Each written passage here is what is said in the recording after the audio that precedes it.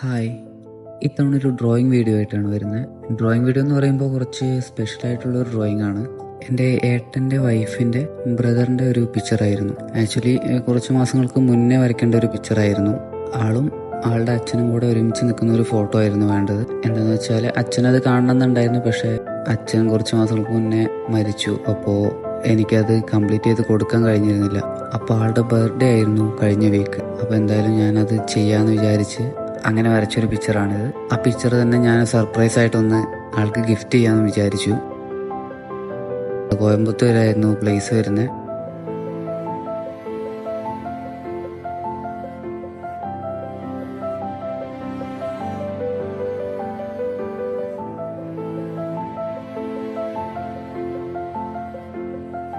അപ്പോൾ ഞാനും ഫാമിലിയും കൂടെ അവിടെ പോയി ചെറിയ കേക്ക് കട്ടിങ് കാര്യങ്ങളായിട്ട് ഗിഫ്റ്റും കൂടെ കൊടുത്ത്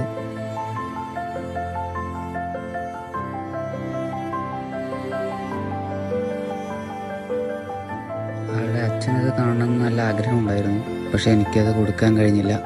അതിൻ്റെ ഒരു സങ്കടം എനിക്കുണ്ടായിരുന്നു. പക്ഷേ അവരുടെ ഒരു സന്തോഷം കണ്ടപ്പോൾ ഞാൻ ഹാപ്പി ആയിരുന്നു.